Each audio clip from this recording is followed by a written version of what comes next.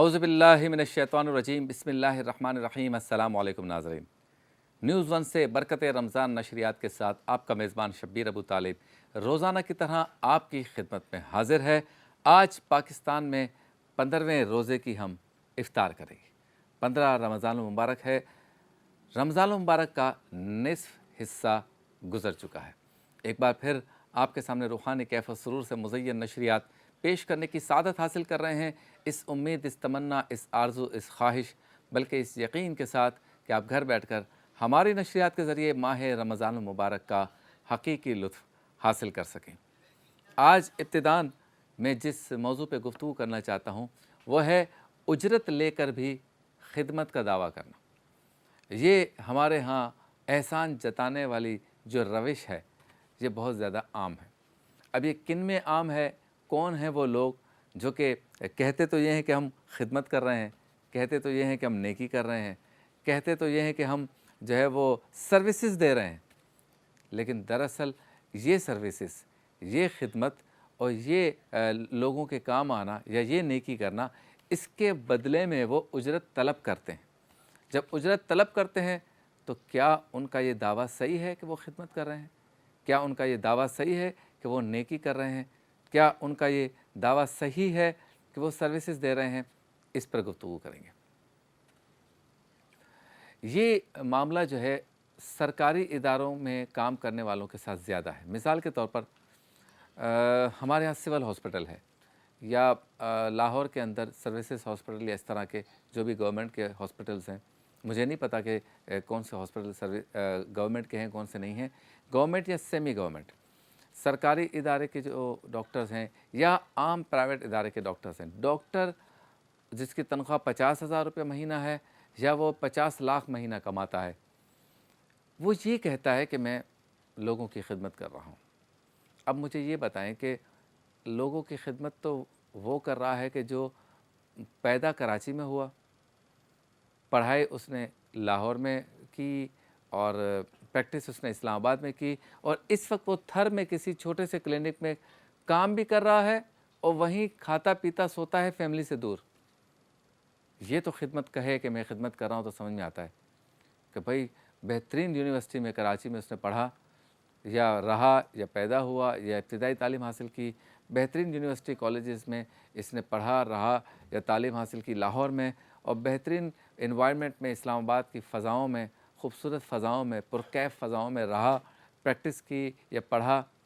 लेकिन इस वक्त वो खिदमत के जज्बे के तहत थर के रेगिस्तानों में अपने कौम के गरीब बच्चों की, माँओं की, बुज़ुर्गों की दुआएं ले रहा है। वो ये कहे कि मैं खिदमत अंजाम दे रहा हूँ तो बात सही है। मेरा आपका सवाल ये है और इस पर सोचना चाहिए कि वो डॉक्टर जो कि लाखों रुपए खर्च करके डॉक्टर बना, अब उसकी फ़ीस भी लाखों रुपए है और वो करोड़ों कमा रहे हैं। मेरे तो सर के ताज हैं, डॉक्टर तो हैं, इसके हलाल तो कमा रहे हैं, लूट मार तो यूँ तो नहीं कर रहे, डकैती चोरी, हाँ फ़ीसें ज़्यादा ले रहे हैं, उनको रहम करना चाहिए, वो तो हम हमेशा कहते हैं। लेकिन सवाल ये कि क्या ऐसा डॉक्टर ये कह सकता है कि मैं सर्विसेज दे रहा हूँ, मैं कौम की खिदमत कर रहा हूँ, जिसका ऑपरेशन 10-12 लाख से स्टार्ट होता हो, जिसके सिर्फ चेकअप की फ़ीस जो है ना कंसल्टेंसी की वो 5,000 से स्टार्ट होती हो। इसी तरह से कुछ इंजीनियर्स हैं, वो ये कहते हैं कि मैंने इंजीनियरिंग की तालीम हासिल की और मैं इस वक्त Karachi water and sewerage board में हूँ, या मैं इलेक्ट्रिक का मैकेनिकल इंजीनियर हूँ और इस वक्त वापडा का मुलाजिम हूँ, और तनख्वाहें उनकी 2-2 लाख है, कहते हैं हम कौम की खिदमत कर रहे हैं। तो सवाल ये है कि इसी तरह से जो लोग फलाई इदारों में काम करते हैं, अगर बग़ैर उजरत के करते हैं तो बहुत अच्छी बात है, लेकिन अगर उजरत के साथ करते हैं तो क्या वो कह सकते हैं हम खिदमत कर रहे हैं? इसी तरह मज़हबी काम करने वाले भी अगर कहें कि मैं मज़हबी काम करके खिदमत अंजाम दे रहा हूँ, नेकी कर रहा हूँ, लेकिन अगर वो उजरत ले रहा हूँ तो कह सकते हैं? ये सवाल है। चलते हैं ब्रेक की जानिब, ब्रेक के बाद होती है आपसे दोबारा मुलाकात।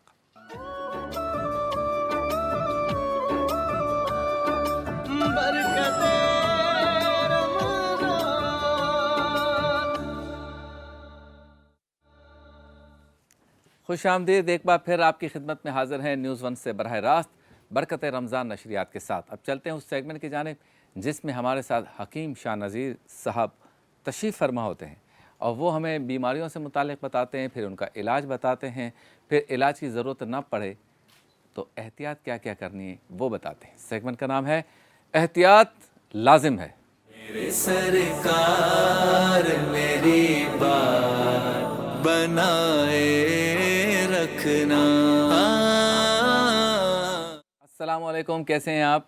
वालेकुम अस्सलाम। खैरियत शबीर भाई से हैं? कैसे हैं आप? ठीक ठाक हैं? बहुत ही अच्छे लग रहे हैं आज आप। अरे बहुत आज शुक्रिया। आपने कुछ करवाया है, क्या? कुछ फेशियल करवाया है, कुछ ट्रिमिंग करवाई, कुछ स्टाइलिंग करवाई, कुछ करवाया है वैसे आज? नहीं नहीं नहीं, सिर्फ हेयर कटिंग कराई। हाँ, अवाम के बेहद इसरार पर या बेगम के बेहद इसरार पर? नहीं, तैयारी तो वैसे ही करनी शर्मा चाहिए। गए वैसे आप। अच्छा, आपकी हकीम नहीं शर्मा जाए तो फिर हम कहाँ जाएं? अच्छा, अल्लाह आपको खुश रखे। अच्छा, कुछ बीमारियां ऐसी होती हैं कि जिनके बारे में लोग बताते हुए शर्माते हैं। मैंने इसलिए जानबूझ के शर्माने का तज़किरा किया। तो बीमारी के बारे में नहीं शर्माना चाहिए। हाँ, ये अलग बात है कि कौन सी बीमारी का ज़िक्र किससे करना चाहिए, ये एक अलग बात है, लेकिन कर देना चाहिए, बिलख़ुसूस अपने मुआलिज के सामने। बिल्कुल। तो इसमें से एक बीमारी है पाइल्स यानी बवासीर। इसके बारे में बेचारे हमारे कुछ लोग जो है वो इज़हार करते हुए शर्माते हैं, हालांकि डॉक्टर के सामने इज़हार करने में कोई मसला या मुज़ायक़ा नहीं है।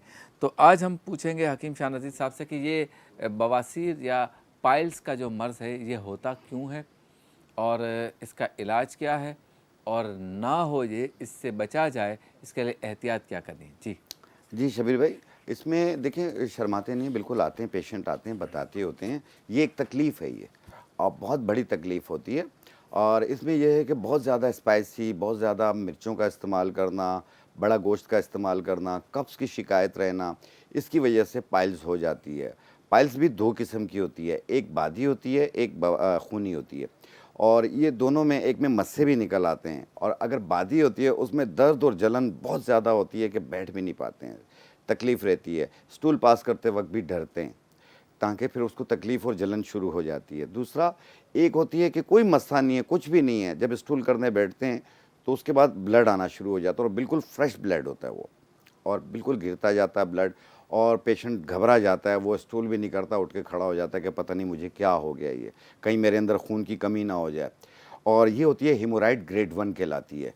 इसका जब ग्रेड बढ़ता है तो फिर मस्से भी निकलते हैं, कांच भी निकलती है, बहुत ज़्यादा प्रॉब्लम्स होती हैं, दर्द होती है, जलन होती है, इचिंग होती है, चुभन होती है, और यानी बैठा उठा नहीं जाता।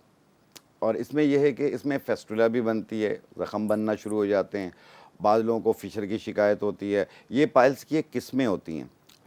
किसी को भी ऐसा हो तो वो सिर्फ फाइबर का इस्तेमाल करें सबसे पहले। इसबगोल छिलका, इसमें फ़ाइबर बहुत ज़्यादा पाया जाता है।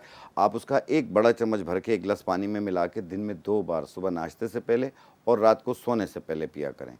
इससे ये है कि आपका कॉन्स्टिपेशन भी दूर होगा और आपको फाइबर भी मिल रही होगी। साथ में ये हेमोराइड ग्रेड 1 के लिए बहुत बेहतरीन है ये, कब्ज़ को भी दूर करती है ये। और जो बादी की शिकायत होती है, सबसे पहले आप ये कोशिश कीजिए कि आपने बड़ा गोश्त नहीं खाना है, आपने तेज़ मिर्ची नहीं खानी है, आलू, चावल, गोभी नहीं खानी है, बाकी सब चीज़ें खाएँ आप। और नरम जगह पे बैठें, सख्त जगह पे ना बैठें, और एक अपनी नींद पूरी करें। और जब भी स्टूल आए आप उसको फ़ौरी जाके क्लियर किया करें। आप ये ना कहें कि मुझे ब्लड आ रहा है और मैं ज़्यादा बैठूँगा तो मुझे बहुत ज़्यादा ब्लड ज़ाया होगा। अगर आप स्टूल किए बग़ैर उठ जाएँगे तो अगले दिन आपको इससे ज़्यादा ब्लड आएगा। तो अच्छा। इसलिए बहुत एहतियात कीजिए आप, और अपने करीबी मौलिज का मशवरा ज़रूर जारी रखिए। और ये चाहे मेल हो या फीमेल हो, ये सब के लिए ये नुस्खा बेहतर है, अपने घर पे बनाइए। ये बादी और खूनी दोनों पाइल्स के लिए बेहतरीन है ये। इसमें जो सबसे पहली चीज़ लेनी है आपने ये है। अच्छा हकीम साहब, कता कलामी की माज़रत, पहले तो ये बताएं कि खूनी किसे कहते हैं और बादी किसे कहते हैं? देखिए, खूनी में ये होता है कि ब्लड बहुत ज़्यादा आता है। बादी में ये है कि गैसेस पास होती हैं लेकिन ब्लड नहीं आता। अच्छा। उसमें मस्से होते हैं, अच्छा, मस्से तो ये बनना। बादी वाली में तकलीफ़ किस तरह की होती है? बादी वाली में तकलीफ में दर्द और जलन दोनों होती है। अच्छा, और तो पहले वाली में खून भी निकलता है? खून निकलता है, जिसमें खूनी होती है, किसी किसी को उसमें दर्द और जलन होती है। ज़्यादातर लोगों को तो पता भी नहीं चल रहा होता, वो बाद में जब देखते हैं कि ब्लड आया हुआ है। अच्छा, और अलामत क्या है इसकी? अलामत ये हैं कि उन्हें कॉन्स्टिपेशन होगी, कब्ज़ होगी, कब्ज़ होगी। और जो जिनको भी कब्ज़ की शिकायत रहेगी, कब्ज़ का एंड पाइल्स पे ही होता है। अच्छा। हाँ, इसीलिए कहते हैं कब्ज़ 72 बीमारियां जन्म लेती है। कब्ज़ होने अपने आप को ना दो। आप देखें, एक दिन स्टूल पास नहीं हुआ, आप कोई भी दवा ले लें किसी अपने मौलिज से, या आप कोई सफ़ूफ बना लें, इस्तेमाल कर लें, या इसबगोल छिलका आप एक बड़ा चम्मच भर के एक गिलास पानी में मिलाकर थोड़ी देर रख दें, सादा पानी हो, ठंडा पानी ना हो, मिलाकर रख दें। 5 मिनट के बाद उसे चम्मच के साथ शेक करके पी लें आप, दिन में 2 बार। इंशाल्लाह आपकी बहुत सारी दुआएं हमारे साथ होंगी, घर बैठे आप इंशाल्लाह ठीक हो जाएंगे। जी। ठीक है, तो आपने जो रेमेडी बनानी है अपने घर पे वो ये है तुख्म बकाइन, इसको द्रेक भी बोलते हैं, तुख्म बकाइन है, ये इसके बीज हैं, ये पूरे पाकिस्तान में इसके दरख्त हैं। अच्छा। ये आपने लेना है 50 ग्राम।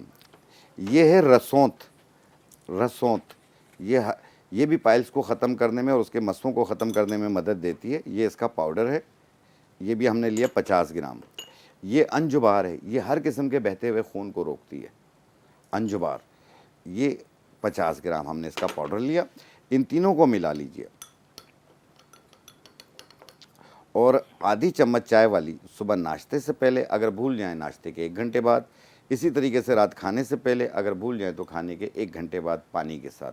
और इसबगोल छिलका एक बड़ा चम्मच भर के सादे पानी में मिला के रात सोते वक्त रोज़ाना पिएँ। इंशाल्लाह आपको फ़ायदा पहले 1-2 दिन में हो जाएगा।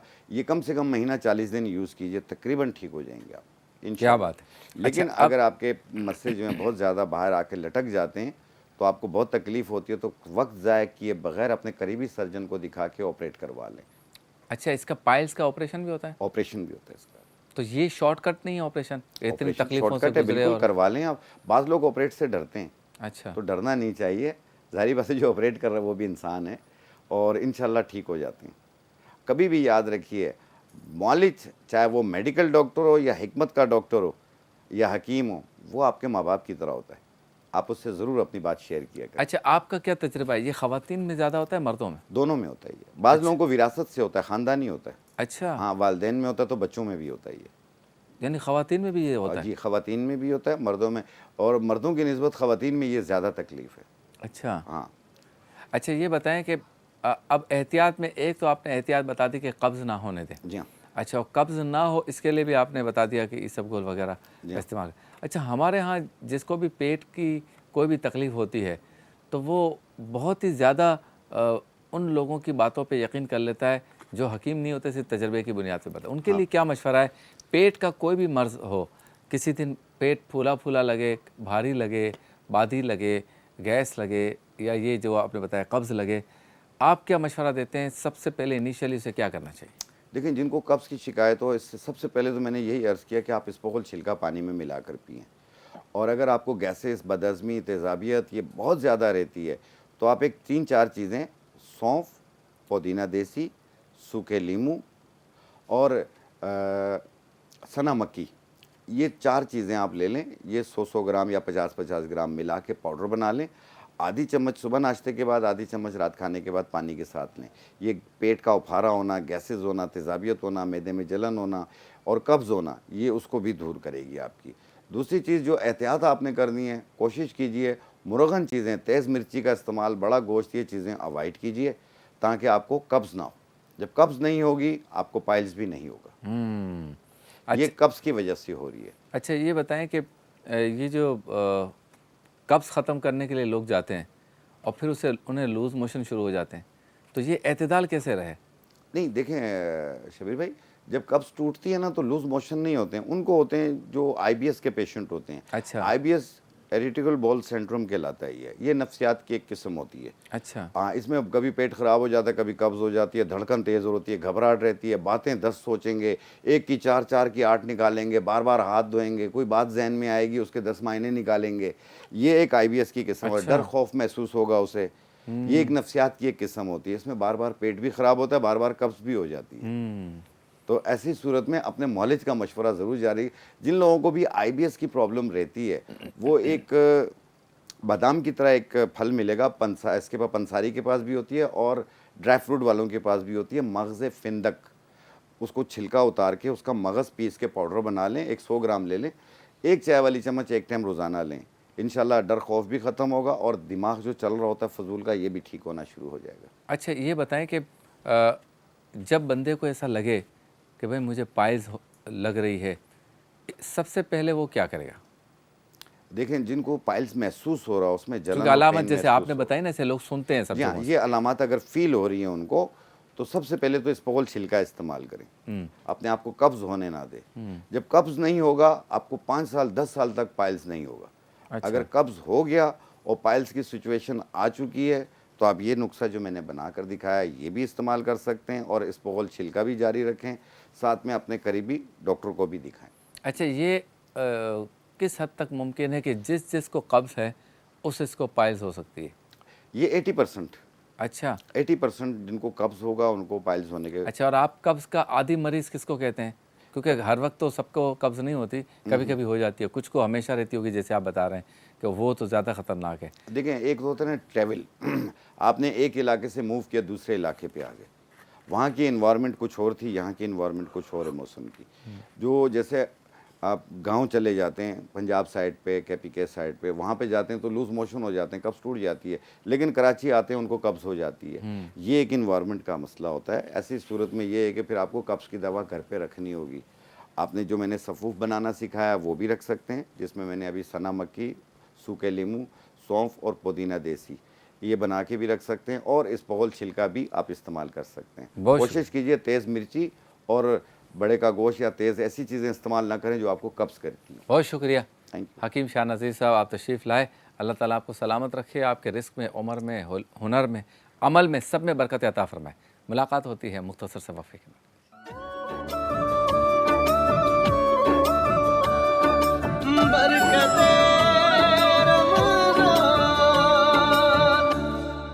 Welcome back. एक बार फिर आपकी खिदमत में हाजिर हैं और चलते हैं उस सेगमेंट की जानिब जिसमें ज़िक्र मुस्तफ़ा की महफ़िल सजी होती है, यानी हमारे प्यारे बच्चे और बच्चियाँ, नौजवान लड़के और लड़कियों, इनके माबैन होता है नातिया मुकाबला। सेगमेंट का नाम है बरकते ज़िक्र मुस्तफ़ा। आप याद आए तो फिर याद न आए कोई।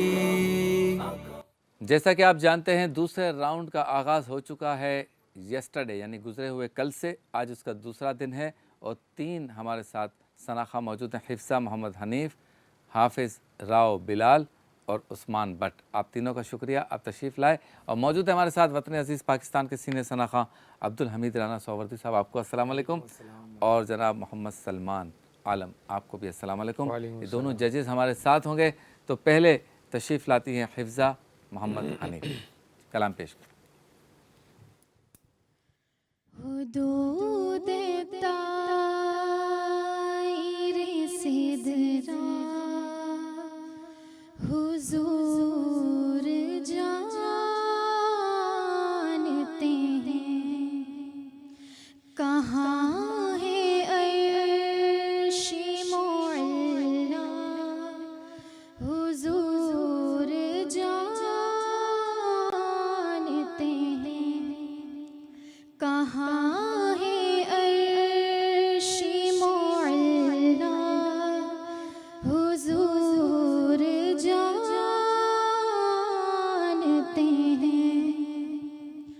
उन्हें खबर है कहीं से, पढ़ो दुरूद उन पर। उन्हें खबर है कहीं से, पढ़ो दुरूद उन पर, कि तमाम दहर का नक्शा हुजूर जानते हैं, कहाँ है अर्श-ए मुअल्ला हुजूर जानते हैं। जी सलमान साहब, कैसा पढ़ा हिफ्जा ने? हिफ्ज़ा पढ़ती तो अच्छा ही है ये, इनकी आवाज़ भी अच्छी है माशाल्लाह, लेकिन आज की इनकी परफॉर्मेंस से मुझे थोड़ा सा ये लगा कि एक तो स्केल का इन्होंने अंतरे में एक मेजर मिस्टेक है, दूसरा ब्रीथिंग इशू हो रहा था इनको, ये फूके ज़्यादा मार रहे थे सांस का। हाँ हाँ, तो इसकी वजह से इनका गला खुश्क हो रहा था और इसकी वजह से इनसे पढ़ा नहीं गया। तो ये मैंने 2 मेजर इनके इशू, बाकी ये वर्डिंग तोड़ ली थी बीच बीच में, वो हमीद भाई से बताएंगे। अब्दुल हमीद साहब, इन्होंने स्टार्ट जो लिया, स्टार्ट बहुत अच्छा लिया और जो मतलब पढ़ा इन्होंने माशाल्लाह बहुत बेहतरीन, बहुत अच्छा पढ़ा। और उसके बाद जब ये अंतरे पे गई तो वो जो मतले का जो स्टार्ट था और वो अंतरे का जो जब अंतरा के लेने गई तो फिर उसके बाद मुताबिकत नहीं थी सुर उसमें। से आउट हो गया थोड़ा सा। अच्छा, अभी इन्होंने पढ़ा एक दहर, लफ्ज़ है दहर, ठीक है, द अलग पढ़ा, हर जी। वो अलग पढ़ा इन्होंने, तोड़ दिया, हाँ। दहर को तोड़ दिया, वो इतनी सी। चलें जी, हाफिज़ राव बिलाल तशरीफ़ लाएं।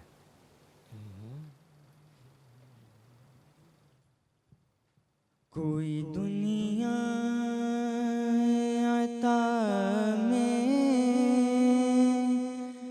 नहीं हमता तेरा हो जो हातिम को मुयस्सर ये नज़ारा तेरा कह उठे देख के बख्शिश में ये रुतबा तेरा वाह क्या जू दो करम है शहबत तेरा नहीं सुनता ही नहीं मांगने वाला तेरा नहीं सुनता ही नहीं मांगने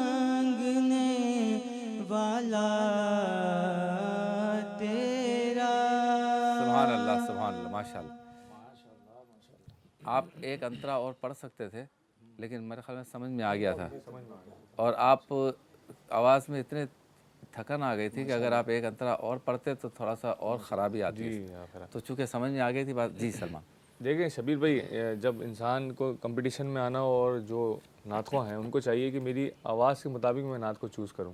अगर ये उसकी जगह फासलों को तकल्लुफ़ ले लेते वो ज़्यादा अच्छी पड़ता है। उसको उसने सीधी सीधी जी, क्योंकि आवाज़ में अगर आपकी जगह ही नहीं है, मुर्खियाँ नहीं हैं, तो आप फिर वो वाली नात नहीं लो जो आप नहीं निभा सकते। क्योंकि कंपटीशन में आपकी गला चेक होना है। यहाँ पे तो हम आपको बिल्कुल सही सही बात बताएंगे कि आपकी आवाज़ में ये मिस्टेक आ रही है, ठीक है। तो इससे बेहतर था कि आपको आसान नात ले लेते, उसको निभा देते, अच्छे से आपको नंबर मिल जाते। अभी आपने मिस्टेक्स बहुत सारी की हैं। ये वो नात है कि जो फर्स्ट क्लास के या तो नात खां पढ़ सकते हैं, या ऐसे सेकंड क्लास के नात खां जो नियर टू फर्स्ट हैं। जी, ये नीचे वाले नात खां भी नहीं पढ़ सकते, क्योंकि इसकी हर लाइन जो है ना पिछली से ऊपर है। स्टेप बाय स्टेप है ना। अब ज़ाहिर सी बात है, आप लोगों को रहनुमाई करने वाला नहीं है, आप लोग खुद माशाल्लाह सीख के यहाँ पर आए हैं, और ये भी आना बहुत बड़ी बात है कि आप लोग यहाँ बहुत तक बड़ी आए। बात है माशाल्लाह। लेकिन ये कि आप मेहनत करें, अल्लाह ताला इंशाल्लाह बेहतर करेंगे। जी अब्दुल हमीद साहब। माशाल्लाह इन्होंने नात का जो इंतखाब किया वो आला हज़रत का कलाम है, और बहुत अच्छा इंतखाब किया, निभाने की भी कोशिश की कि इसको मैं निभा सकूं। बाकी वही है कि रमज़ान भी है और गला भी इनका थोड़ा सा जो है इसमें तज़नीन वो- भी है ना। मगर ये कि बेहतर कुछ इन्होंने कोशिश की कि इसको मैं बेहतर से बेहतर पढ़ सकूं और ये कर सकूं। तो इंशाल्लाह उम्मीद है कि अगर ये कुछ आगे बढ़ने की कोशिश करें तो इस कलाम को जब भी पढ़ें आप, तो इसको बिल्कुल जब आपको सही मायनों में इसको याद हो, एतमाद हो। हाँ, उस वक्त आदमी इस कलाम को। ठीक है जी, उस्मान भट्ट तशरीफ़ लाएं। उनका मंगता हूँ जो मंगता नहीं होने देते, उनका मंगता हूँ जो मंगता नहीं होने देते, मेरे आका मुझे रुसवा नहीं होने देते, मेरे हर ऐप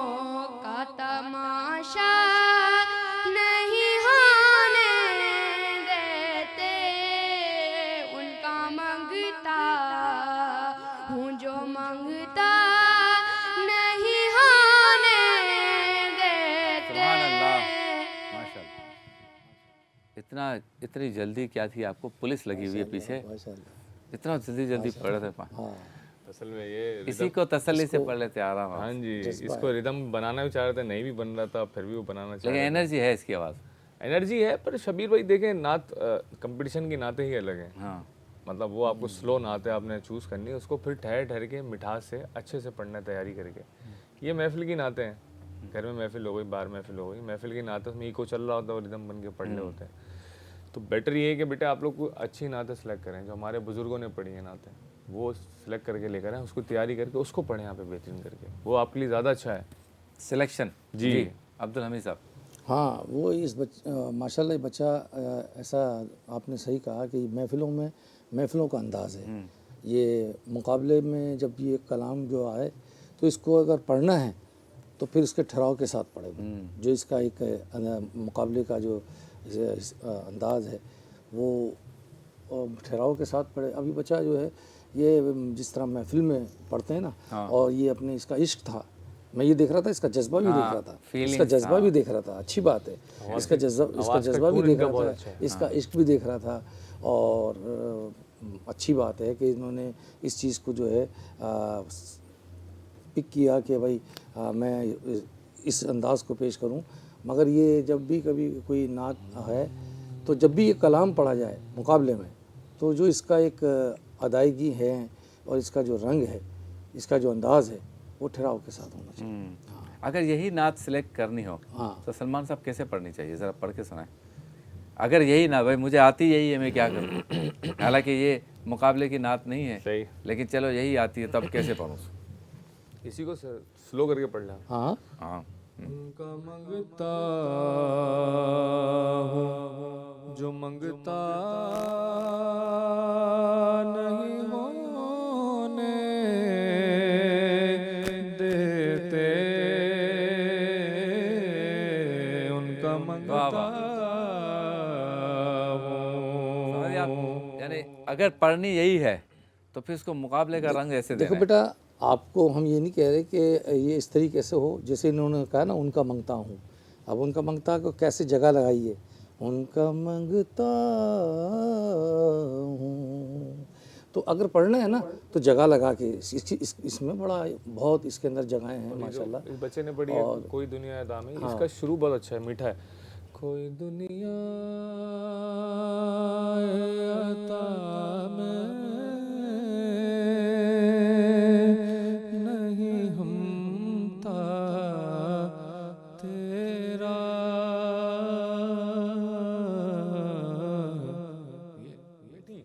और दूसरा है कि जैसे अब्दुल हमीद साहब ने कहा ना, ये आला हज़रत का कलाम है। अगर ये नात अपने मुकाबले में पढ़ना है तो फिर तज़रीन के बगैर पढ़ें। वाह क्या जो, बिल्कुल, हाँ जी, ऐसा पढ़े। वो और भी अच्छा है अगर आप उसको, क्योंकि अब ये महफिलों का ये भी महफिलों में पढ़े इसी तरह अंदाज से पढ़ा जाता है, आपने याद कर लिया। चलें, अब दो आगे जाएंगे, एक के सफ़र का होगा इख्तिताम, जजेस फैसला करेंगे इंशाल्लाह ताला। शफ़क़ कुकिंग ऑयल और मेट्रो, इनके गिफ्ट हैम्पर्स आपके साथ जाएंगे। एक के सफ़र का होगा इख्तिताम और दो जो है वो अपने सफ़र को आगे बढ़ाएंगे, लेकिन ये जो गिफ्ट हैम्पर्स हैं वो आपके साथ जाएंगे और याद दिलाएंगे कि आप हमारे प्रोग्राम में आए थे।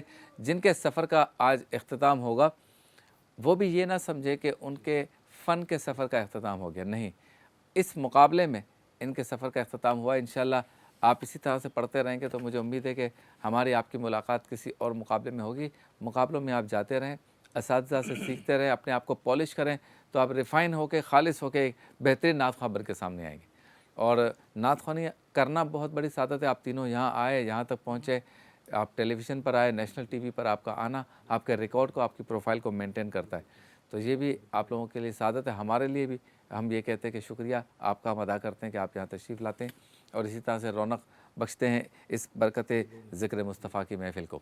तो ये बच्चों के माबेन मुकाबला नात ख़्वानी इंशाअल्लाह 27 रमज़ान तक जारी रहेगा और 27 रमज़ान को इसका फ़ैसला होगा कि किसने इस मुकाबले को विन किया। जा सकते हैं, थोड़ी सी कंफ्यूजन है अभी असल में 10 मिनट, ठीक है। तो अब्दुल हमीद साहब नात पढ़ लें, एक खुद आप नात पढ़ लें, तब तक इंशाअल्लाह ताला। जी जी, पंजतन पाक का जिक्र कर रहा हूँ। इमाम हसन का दिन भी है, विलादत का दिन है। वाह।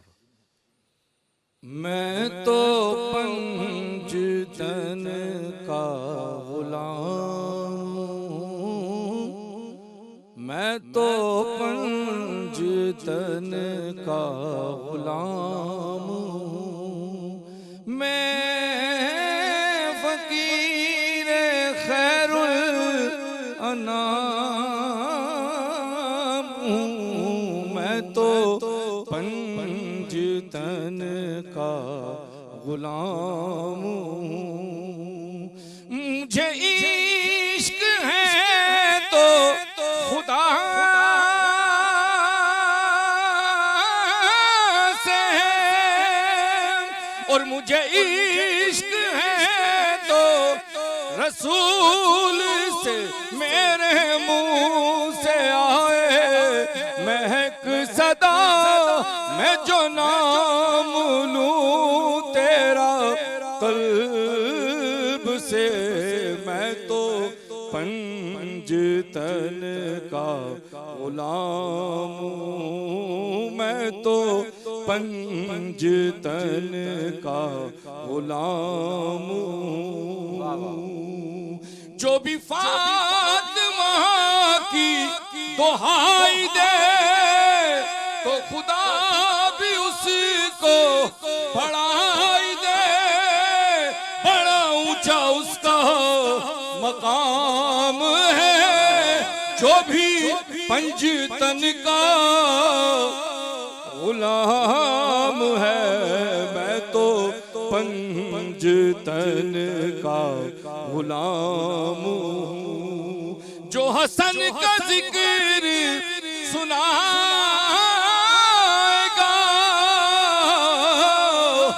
वो हुसैन महफिल सजाएगा, उसे रहमतों का पयाम है, उसे रहमतों का पयाम है। जो भी पंजतन का गुलाम है, मैं तो पंजतन का गुलाम हूँ। सुभान, क्या बात है, माशाअल्लाह। आज इमाम हसन रज़ी अल्लाह तआला अन्हु का यौम भी है, तो उनके ज़िक्र को भी करेंगे इंशाअल्लाह बज़्म इल्म व अक़ीदत में। और इसी तरह से राना साहब ने आज कलाम भी पेश किया। जी सलमान आलम। फ़िक्र फन से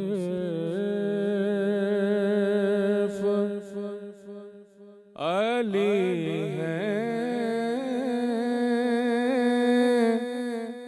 या अली के बेटे, फ़िक्र फन से अली है या अली के बेटे, अब लगन सिर्फ अली है या अली के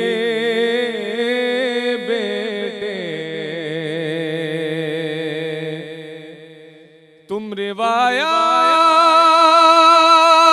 में देखो तो वलिया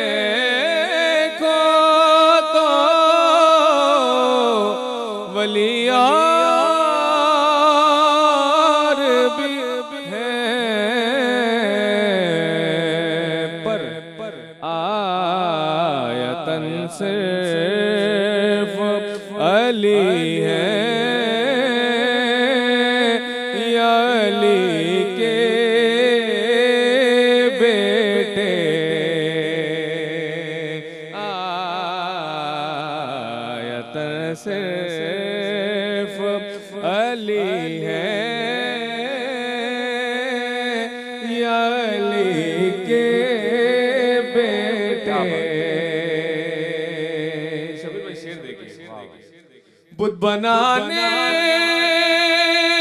में तो शामिल थे कबीले सबके, बुत बनाने में तो शामिल थे कबीले सबके, पर बुत शिकन सिर्फ अली है या अली के बेटे।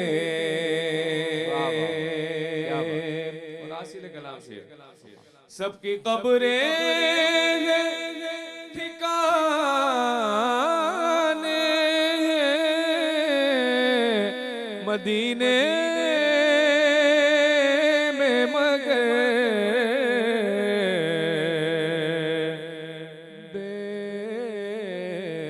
बेवतन सिर्फ अली है या अली के बेटे, बेवतन सिर्फ अली है या अली के बेटे।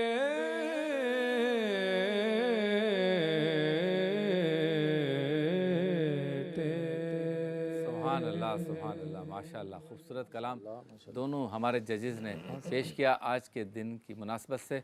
और मैं हमेशा कहता हूँ कि इस वक्त जो हमारी तबीयतों में अदम बर्दाश्त है, तहम्मुल नहीं है और फ़ौरन ही हम रिएक्ट करते हैं, या कभी कोई ऐसा मामला आ जाए कि दो ग्रोहों में कोई झगड़ा हो, कोई फसाद हो, कोई मिसअंडरस्टैंडिंग हो, तो कोई दरमियान में ऐसा बंदा नहीं है जो बुर्दबारी के साथ, हिकमत के साथ, तदब्बुर के साथ उन मामलात को हैंडल कर सके।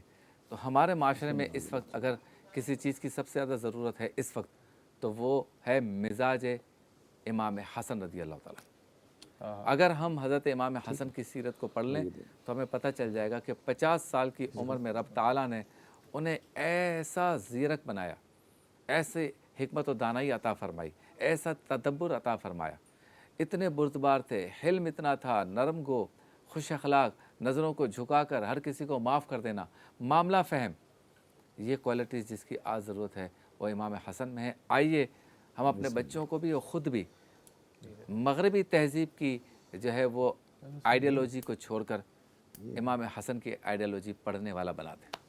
जब आप ऐसा करेंगे तो इंशाअल्लाह ताला हमारी आपकी तबीयतों में नज़र आएगा कि हम हिकमत और दानाई और तदब्बुर के साथ हमने किसी शख्सियत को पढ़ा है, हमने ऐसी शख्सियत को पढ़ा है जो बाअखलाक भी है, बाकिरदार भी है, मामला फ़हम भी है। उसका रंग चढ़ेगा हमारी शख्सियत पर, हमारे मिजाज पर। तो चलते हैं नताइज की तरफ। आज हिफ्ज़ा मोहम्मद हनीफ़ आपके सफ़र का होता है इख्तिताम। हाफिज़ राव बिलाल और उस्मान बट बहुत ही कम मार्जिन से आप जो है वो अगले मरहले के लिए जा रहे हैं, लेकिन बहुत मेहनत की ज़रूरत है। और हमारी बेटी, आपने परेशान नहीं होना, आप आए, यहाँ तक पहुँचे, ये सादत मिली, आपको अल्लाह ताला का शुक्र अदा करना चाहिए। और हम सब भी आपको सराहते हैं कि आप यहाँ पर आए और रौनक बख्शी। चलते हैं ब्रेक की जानिब, ब्रेक के बाद होती है आपसे दोबारा मुलाकात। ये तोहफ़े आपके साथ जाएंगे।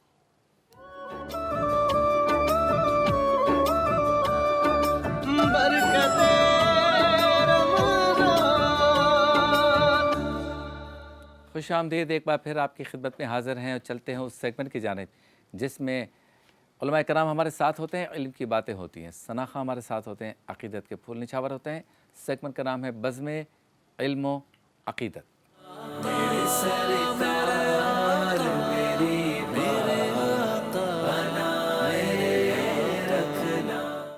आज चूँकि हज़रत इमाम हसन रज़ी अल्लाह ताला अन्हो का यौम पैदाइश है, तो खुशी का दिन भी कह सकते हैं।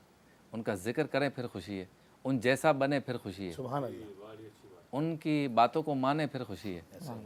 हम चीज़ें करते तो हैं और अय्याम मनाते तो हैं, अच्छी बात है, लेकिन क्या ही अच्छा हो कि जिनके पैदा होने पे खुशी है उन जैसे बनने पे ज़्यादा खुशी हो जाए।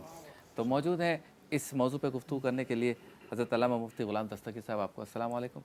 इनके साथ हैं अल्लामा मदनी रज़ा साहब, आपको भी अस्सलाम वालेकुम, बहुत शुक्रिया आप दोनों तशरीफ़ लाए। दोनों सनाख हमारे साथ हैं, अहमद रज़ा भी हैं और सलमान आलम भी है। पहले मुफ्ती साहब आगाज़ करें, 50 साल, 52 साल, 53 साल की उम्र दर्ज है उम्र मुबारक, इतनी छोटी सी उम्र, उसमें फ़हम भी है, फ़रासत भी है, हिकमत भी है, तदब्बर भी है, दानाई भी है, ठहराव भी है, मामला फ़हमी भी है, अखलाक भी है, किरदार भी है, सुन्नत, सारी चीज़ें। क्या कमाल है इमाम हसन की सीरत। बिस्मिल्लाहिर्रहमानिर्रहीम इहदिनस सिरातल मुस्तकीम सदक़ल्लाहुल अज़ीम। खून खैर रसूल से है जिनका खमीर, उनकी बेलोस तीनत पे लाखों सलाम। वाह वाह आब ततहीर से जिनमें पौधे जमे, वाह वाह उस रियाज नजाबत पे लाखों वाह सलाम। वाह तेरी नस्ल पाक में है बच्चा बच्चा नूर का, वाह वाह तू है ऐन नूर, तेरा सब घराना नूर का। बेश इमाम आली मकाम, इमाम अर्श मकाम, सिब्त रसूल, जिगर गोश बतूल, सैयदना इमाम आली मकाम, इमाम हसन मुजतबा रदी अल्लाह ताला अन। आपकी ज़ाते वाला सिफ़ात वह हस्ती पाक हैं कि जिनकी दुनिया में आने की बशारत रसूलुल्लाह ने अता फरमाई। क्या बात। यानी अभी दुनिया में तशरीफ़ नहीं लाए हैं कि उम्मे फ़ज़ल ने ख्वाब देखा, ख्वाब मज़कूर है। उम्मे फ़ज़ल ने ख्वाब देखा कि रसूलुल्लाह सल्लल्लाहु अलैहि वसल्लम बहुत ख्वाब देख के बड़ी परेशान हो गई। हुज़ूर की बारगाह में अर्ज़ किया, रसूल ने आज बड़ा अजीब ख्वाब देखा है। हुज़ूर ने फरमाया क्या देखा? अर्ज़ किया, रसूल मैंने देखा कि आपके जिस्म मुबारक से एक टुकड़ा काटा गया और टुकड़ा काट के मेरी गोद में रख दिया गया। अल्लाह अल्लाह। तो हुज़ूर ने फरमाया भाई ये तो ख्वाब बड़ा अच्छा है। वाह तो ये कहते हैं किस तरह? हुज़ूर ने फरमाया मेरी बेटी फातिमा के यहाँ बेटा पैदा होगा, जब वो पैदा होगा तो तुम्हारी गोद में दिया जाएगा क्या बात। और तुम उसे दूध पिलाओगी। चुनाचे आप फरमाती हैं इमाम हसन पैदा हुए। अच्छा, जब इमाम हसन पैदा हुए ना तो मौला रिवायतों में दो तरह की रिवायतें मिलती है। एक ये कि हुजूर ने इनका नाम हसन रखा, एक रिवायत है कि हज़रत अली ने इनका नाम हर्ब रख दिया। जब हर्ब नाम रख दिया तो हुजूर अलैहिस्सलाम तशरीफ़ लाए और हुजूर ने पूछा अली को नाम रखा है? अच्छा, ये दो रिवायतें, एक तो ये हर्ब रखा, दूसरा ये है कि हुजूर तशरीफ़ लाए, पूछा अली नाम रखा, अर्ज़ किया रसूल आपके होते मैं कैसे नाम रख सकता हूँ? ये सुनकर हुजूर खामोश हो गए, हत्ता कि जिब्रील अमीन नाज़िल हुए और हुजूर जिब्रील अमीन ने आकर कहा रसूलुल्लाह अल्लाह ताला ने इस बच्चे का नाम हसन रख दिया है। गोया कि इनका नाम आसमान से नाजिल हुआ, आसमानों से नाजिल हुआ। इमाम हसन मुज्तबा, इमाम हसन मुज्तबा रदी अल्लाह तआला अन्हु हस्ती पाक है जिन्हें नबी करीम अलैहिस्सलाम ने कंधों पे सवार किया है। कंधों पे सवार किया। आप सोचें नबी करीम अलैहिस्सलाम के जिस्म अक़दस जहाँ टच हो जाए, उलमा फरमाते कायनात में उससे अफजल जगह कोई नहीं है अल्लाह। जहाँ हुजूर से टच हो जाए। और जो जिगर गोश बतूल हों, रसूलुल्लाह के फूल हों, जिनको हुजूर सूंघे और रसूलुल्लाह से पूछा जाए रसूलुल्लाह सल्लल्लाहु अलैहि वसल्लम बच्चों को चूमा जाता है, सूंघा तो नहीं जाता, आप चूमते भी है, सूंघते भी, क्या वजह है? हुजूर ने फरमाया ये मेरे जन्नत के दो फूल हैं और जब मैं इनको सूंघा करता हूँ तो इनसे मुझे जन्नत की खुशबू आती है। क्या बात है। तो क्या इमाम हसन रदी अल्लाह तआला ये तो वो वजूहात थी जिनकी वजह से आपकी ज़ात अक़दस को अल्लाह रब्बुल आलमीन ने तमाम रसूलुल्लाह की औलादों में मुमताज़ कर दिया। लेकिन आप आगे चलिए, जब जवानी का आलम आता है, जब शादी होती है, निकाह होते हैं, औलाद अमजाद होती हैं, बाबरकत सातें आती हैं और ज़िंदगी मुबारक के दिन आते हैं, तो आप ये सोचिए कि वो मर्तबा के जो रसूलुल्लाह के बेटे हैं, जिनको हुजूर सिर्फ जन्नत ही नहीं कह रहे हैं, आज जितने नाज़रीन सुन रहे हैं मैं उन सब से दरख्वास्त करूँगा कि ये बात गौर से सुने कि आज हुजूर ने उनको जन्नती नहीं कहा जन्नती नौजवानों के सरदार हैं। वाह सिर्फ वाह जन्नती नहीं कहा। वाह वाह वाह। वो आलम क्या है? हदीस पाक में आता है कि जब सीरत निगारों ने लिखा कि जब इमाम हसन पाक नमाज के लिए वज़ू फरमाते, फरमाया चेहरे का रंग जर्द हो जाता, मुतग़य्यर हो जाता चेहरा। तो पूछा जाता हुजूर ये आपका चेहरा मुतग़य्यर क्यों हो गया? अर्ज़ करते हैं कि अब वो वक्त आ गया है कि अल्लाह की बारगाह में हाजिर का वक्त। अल्लाह। यानी जो आप जिनके जन्नती होने में शक नहीं है। और आज हमारा आलम क्या है? यानी हमने जब दिन मनाने, जैसे आपने बड़ा प्यारा आगाज़ में बात फरमाई कि आज हमें ज़रूरत क्या है कि कितना ही अच्छा हो कि हम खुशी इस तरह मनाएं कि उनकी सीरत को अपना लें। हाँ। लेकिन आज हमारे आलम क्या है? आज मुसलमान से दस्तो गिरेबा है। और क़िबला अंदाज़ा लगाइए, इमाम हसन मुज्तबा के बारे में मैं पढ़ रहा था पिछले दिनों, तो मौरख़ीन ने लिखा, फरमाया कि सीरत निगार लिखते हैं कि इमाम हसन यानी कुशादा दिली का आलम देखें, लगता है रसूलुल्लाह के खून जिगर हैं। वाह वाह। क्या फरमाते, कोई मेरे एक कान में गाली दे, मुझे बुरा वाला कहे और दूसरे कान में आके माजरत कर लेना, आप फरमाते मैं उसकी माजरत कबूल कर लूँगा। वाह वाह वाह। आप सोचिए कि बिला ये कितना बड़ा दर्स है आपकी सीरत से। कुशादगी दिल। कुशादगी देखें आप, उनकी ज़र्फ़ की वसअत का आलम देखें। और यहाँ हमारा आलम ये होता है कि अगर हमारे बारे में कोई कुछ कह दे, जब तक हम उसकी 7 नस्लों को खंगाल नहीं डालेंगे हमें सुकून नहीं मिलेगा। हाँ, और यहाँ जब तक उसकी दुश्मनी हम निभाएंगे नहीं, हमें सुकून नहीं मिलेगा। जबकि मोमिन ना कीना परवर होता है, ना ताना, ना रूबरू ताने देने वाला होता है। ये कुरान में मोमिन की शान बयान की गई है कि मोमिन की शान ये है कि न वो कीना परवर होगा, ना रूबरू ताने देने वाला होगा। इमाम हसन पाक रदी अल्लाह तआला की सीरत तय्यबा हमें सिखाती है। आप सोचें, जब आपको जहर दिया गया, नऊज़ुबिल्लाह, बाज़ लोग ये कहते हैं कि आपकी बीवी ने जहर दिया, ये सरासर नाइंसाफ़ी है और सरासर जो है ये इल्ज़ाम है।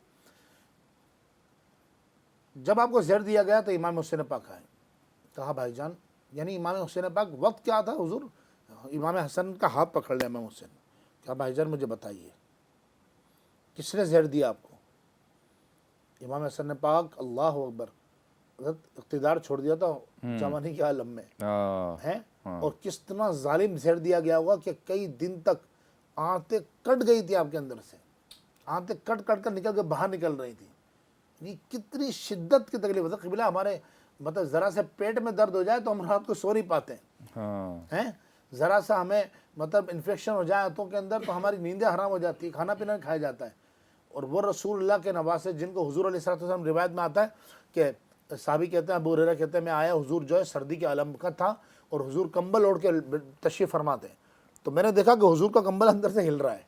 हाय फरमाते, मैंने अर्ज़ किया रसूलुल्लाह ये क्या है। तो अब इससे पहले कि मैं हुजूर की बारगाह में कुछ कहता, रसूलुल्लाह मेरे दिल ख़तरात से आगाह हुआ और हुजूर ने वो चादर पुर नूर, वो कंबल मुबारक खोल कर दिखाया कि एक तरफ हसन बैठे थे, एक तरफ हुसैन बैठे थे। अल्लाह हैं, और हुजूर ने फरमाया, ए अबू हुरैरा, मैं इनसे मोहब्बत करता हूँ, या अल्लाह मैं इनसे मोहब्बत करता हूँ, जो इनसे मोहब्बत करे तू उनसे मोहब्बत फरमा। क्या बात है, तो सुभान इमाम हसन पाक रदी अल्लाह सीरत के इतने पहलू हैं, जितने कमालात, जितने मौजज़ात, जितने अफकार, जितनी इज़्ज़तें, जितनी बुलंदियाँ, जितनी आपकी शख्सियात हैं।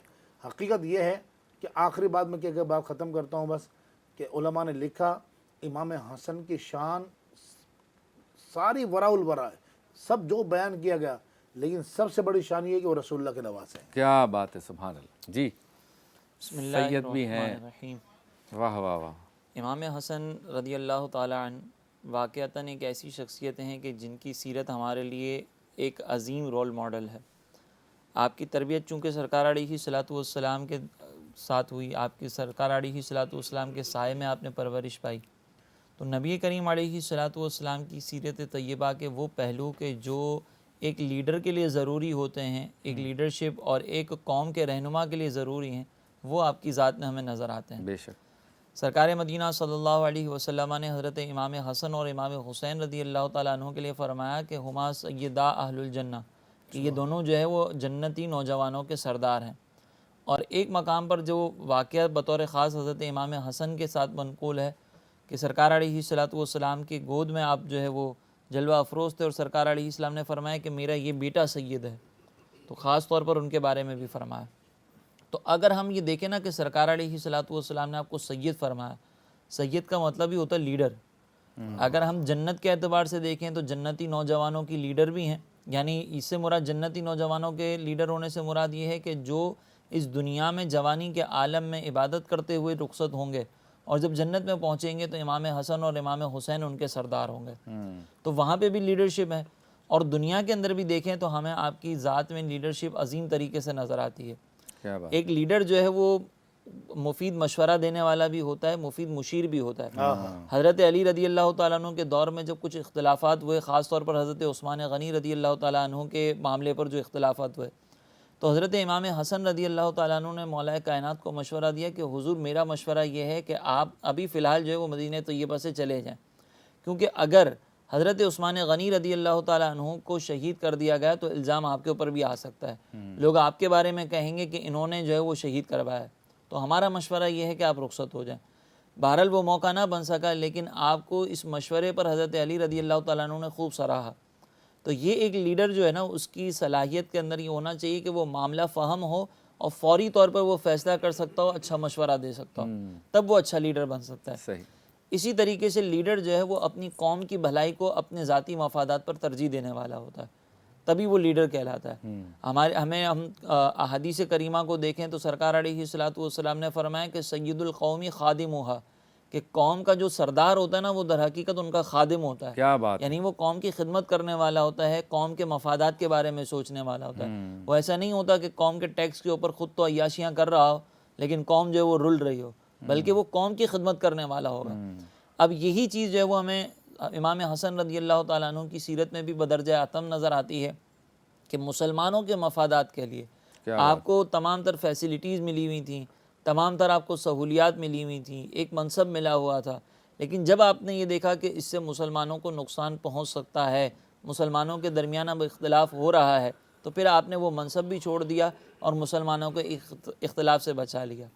अब सवाल ये पैदा होता है कि सरकार अलैहिस्सलातु वस्सलाम की हयात तय्यबा में आपको जो सोहबत मुस्तफ़ा नसीब हुई थी वो तो सिर्फ 7 साल का अरसा था। वो एक ऐसा अरसा था कि जिसमें उमूमी तौर पर जो है वो बच्चे इतना कैच नहीं कर पाते, इतना जो है वो चीज़ों को एब्जॉर्ब नहीं कर पाते। तो ये कमाल, ये फ़ज़ल आपको कैसे हासिल हुआ? तो इसके बारे में हम ये देखते हैं कि जब आपकी विलादत बासआदत हुई तो उस वक्त जो है वो सरकार अलैहिस्सलातु वस्सलाम जब तशरीफ़ लाया और आपको गोद में लिया तो गुट्टी देने का अंदाज़ ये था कि सरकार अलैहिस्सलातु वस्सलाम ने अपनी जो ज़बान अक़दस थी वो इमाम हसन के जो है वो मुंह में डाल दी, और इमाम हसन उसको चूस कर जो बरकतें सरकार अलैहिस्सलातु वस्सलाम से हासिल कर रहे थे तो ये उसका असर था। क्योंकि गुट्टी का मकसद ही ये होता है कि हम किसी नेक शख्सियत के ज़रिए उसका जो लुआब है वो किसी बच्चे तक पहुँचाएँ, जिसकी बुनियाद पर वो बच्चा जो है वो उस नेक शख्सियत के असरात को कबूल कर सके। तो बज़ाहिर आपको सोहबत मुस्तफ़ा में कम अरसा नज़र आया, लेकिन जो कमालात, जो फ़ज़ाइल, जो इबादत, जो अल्लाह तबारक व तआला की बारगाह में आपका मकाम व मर्तबा वो जो हासिल हुआ ना वो इस गुट्टी की बरकत थी। और आज हम ये देखते हैं कि इमाम हसन रज़ी अल्लाह तआला अन्हु जो है वो हमारे लिए एक रोल मॉडल हैं। यहाँ पर मैं थोड़ा सा गुजारिश ये करना चाहूँगा ख़ास तौर पर इमाम हसन रज़ी अल्लाह तआला अन्हु की सीरत से कि सैयद इमाम हसन रज़ी अल्लाह तआला अन्हु के खौफ खुदा का जैसे कि हज़रत ने तज़किरा किया कि जब नमाज के लिए खड़े होते थे तो इस पर उस वक्त आपकी कैफियत एक तारी हो जाया करती थी कि हम किसकी बारगाह में जा रहे हैं। तो जब इतनी जन्नत की बशारतें हैं, आपको जन्नती नौजवानों का सरदार कहा गया, इसके बावजूद आप खुश फहमी के अंदर मुब्तला नहीं हो रहे। आपने शरीयत के उसूलों को अपने सामने रखा और उसूल शरा को सामने रखने के बाद आप अपनी ज़िंदगी उसी के मुताबिक गुजार रहे थे। क्या बात। हमारे यहाँ पर हम छोटे छोटे आमाल करते हैं और उन आमाल के अंदर बाज़ औक़ात इखलास भी मुकम्मल नहीं होता, और उसके बाद हम उन आमाल को इख्तियार करके ये समझते हैं कि हम जन्नत में चले जाएंगे। और बाज़ औक़ात तो कुछ ऐसे होते हैं कि जो गुनाह कर रहे होते हैं, उनको समझाया जाए कि गुनाह ना करो तो वो सामने से कहते हैं कि अल्लाह की रहमत बहुत बड़ी है, हमें जन्नत में, हमें जहन्नम में अल्लाह ताला भेज के क्या करेगा। तो वो इस बात पर जो है वो तकिया करते हुए कहते हैं कि अल्लाह ताला बड़ा रऊफ़ और रहीम है और गुनाहों के अंदर मुब्तला रहते हैं। हालांकि ऐसे शख्स को नबी करीम अलैहिस्सलातु वस्सलाम ने अहमक फरमाया। सरकार अलैहिस्सलाम ने फरमाया कि जो अल्लाह की रहमत पर उम्मीद करते हुए गुनाह करता रहे वो बहुत बड़ा अहमक है। तो इसका मतलब ये है कि जो अहमक शख्स होगा वो अल्लाह तबारक व तआला की रहमत पर उम्मीद रखते हुए गुनाह करने के बावजूद जो है वो उम्मीद रखेगा। लेकिन जो अक्लमंद होगा वो इमाम हसन की तरह होगा कि जन्नत की बशारतें मिल रही हैं फिर भी अल्लाह तबारक व तआला की इबादत में ज़िंदगी। क्या बात है, सुभान अल्लाह। ब्रेक के बाद मुलाकात होती है।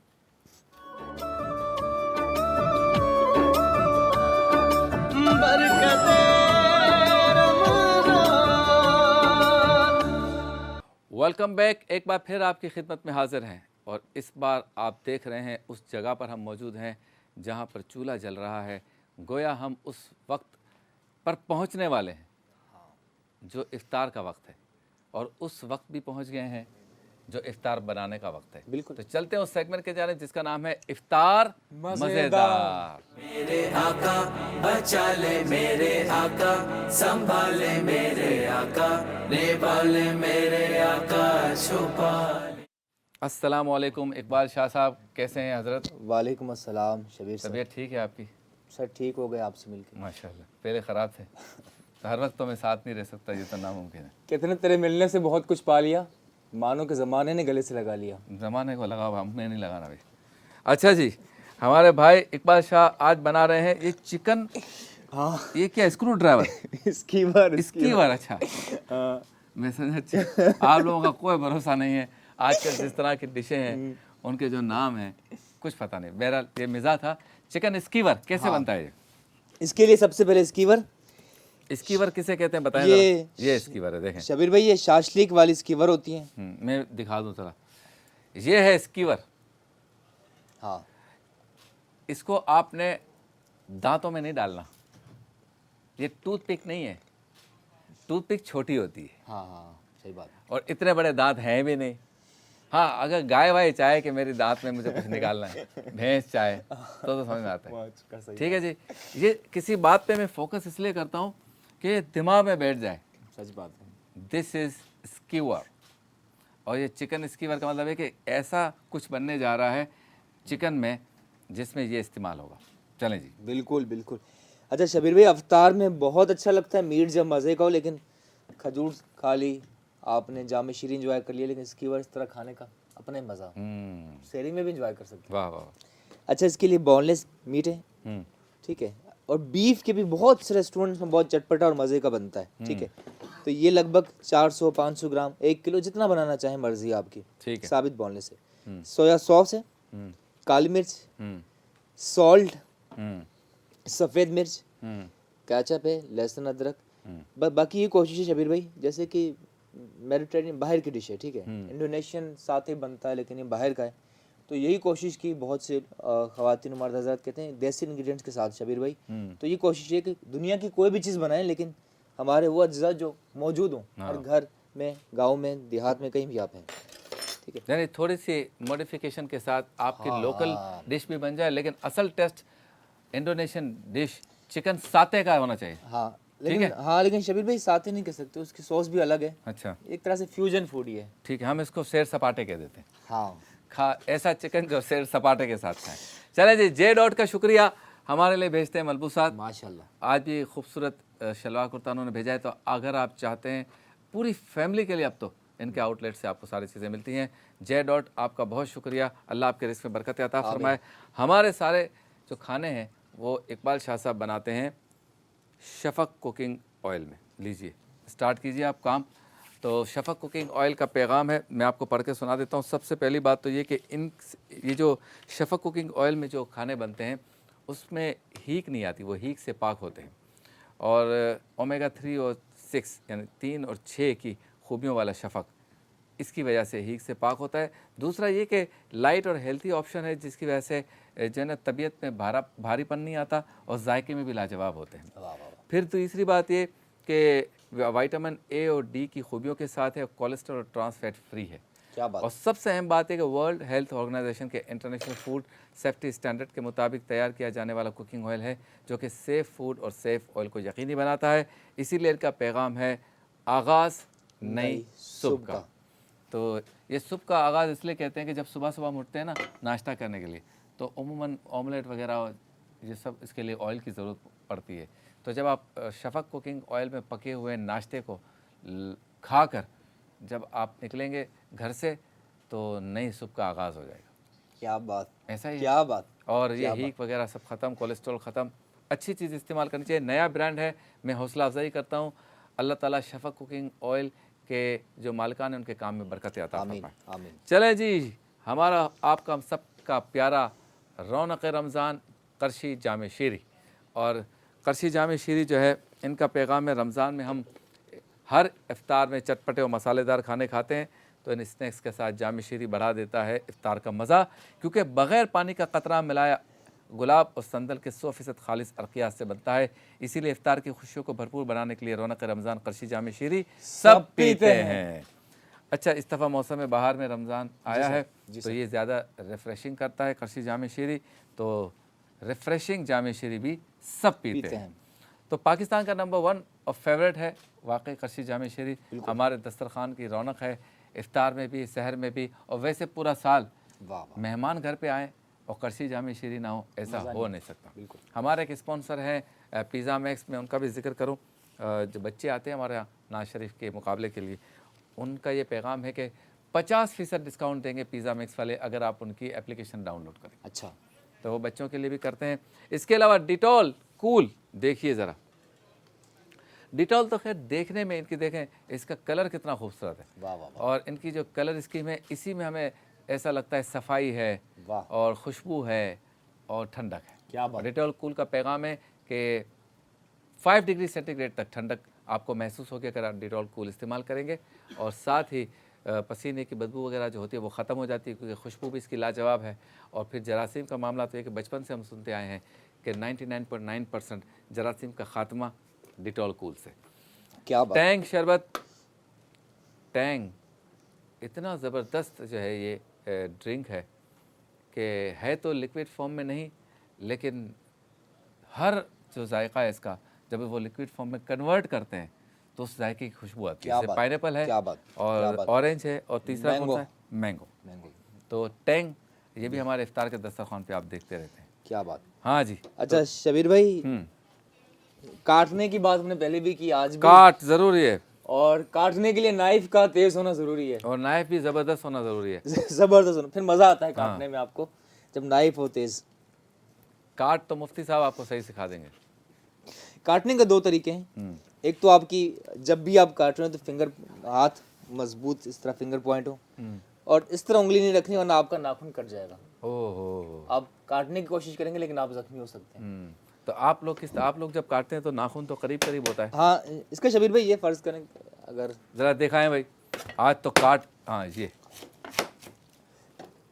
आप मिसाल- बहुत से लोग, हाँ शबीर सर इस तरह रखते हैं ना, इस तरह आपका नाखून कट सकता है, तो ये नहीं रखना, आपको इस तरह रखना है और फिर ये करना है। ये दे, यानी हाँ अच्छे से मैं समझ गया, सीधा नहीं रखना, हाँ कि नाखून सामने ना आए। जी सर। दिखाएं ज़रा, मुझे भी दिखा दो यार। हाँ, ये नाखून सामने ना आए, यूं हो जाए, यस, यूं नहीं होना चाहिए काटते वक्त, यस, यूं हो जाए, बिल्कुल। ताकि छुरी को भी हम धोखा दे सके कि अब काट के दिखा मेरा नाखून। धोखा तो देना ही है हमने, धोखा तो कौमी खेल है। छुरी भी सोचे वे किधर आगे फंस गई, ये नाखून भी हाथ में नहीं आ रहा। और अगर आपका नाखून कट गया, पता चल गया तो सही है, नहीं पता चला तो फिर चिकन के अंदर फिर डॉक्टर धोखा दे गया। अच्छा, तो बस ये बात आपको करनी थी कि हर चीज़ के स्पेशलिस्ट हैं। शेफ़ हमारे पास आए हैं, पहली मर्तबा किसी शो में आपको ऐसा शेफ़ मिलेगा जो आपको काटने का भी तरीका बता रहा है। ये भी न्यूज़ 1 की बरकत है, और ये बरकत रमज़ान। माशाल्लाह माशाल्लाह। माशाल्लाह। तो हम ज़रा आगे बढ़े। जी सर, जी हमारे अहमद रज़ा मौजूद हैं, इनसे हम कलाम भी सुनते हैं। जी सर। आप अपना काम भी करें, काम आपका जो काम है वो दिखाते रहेंगे। जी सर। अहमद रज़ा कलाम पढ़ते रहेंगे, फिर आगे चल के अल्लाह के वली में जिक्र करेंगे हज़रत मुसअब बिन उमैर का इंशाल्लाह आगे चलकर। जी। सल्लल्लाहु अलैहि या रसूल अल्लाह वसल्लम अलैका या हबीब अल्लाह, तेरे कदमों में आना मेरा काम था, तेरे कदमों में आना मेरा काम था, मेरी किस्मत जगाना तेरा काम है, तेरे कदमों में आना मेरा काम था, मेरी किस्मत जगाना तेरा काम है, मेरी आँखों को है दीद की आरज़ू, रुख से पर्दा उठाना तेरा काम है, तेरी चौखट कहाँ ये जबी, तेरी चौखट कहाँ ये जबी, तेरे फैज़े करम की तो हद ही नहीं, जिसको दुनिया में ना कोई अपना कहे, उसको अपना बनाना तेरा काम है, बाड़ा बटता है सुल्तान कौनैन का, बाड़ा बटता है सुल्तान कौनैन का, सदका मौला अली, सदका फिरका हसनैन का सदका ख्वाजा पिया गौस सकलैन का सदका ख्वाजा पिया गौस सकलैन का हाजिरी हो गई ये भी इनाम है। इनाम वाह, वाह, वाह। है बेशक। तेरे क्या कदमों बात। में आना मेरा काम था मेरी किस्मत जगाना तेरा काम है। वाह वाह वाह, सुभान अल्लाह।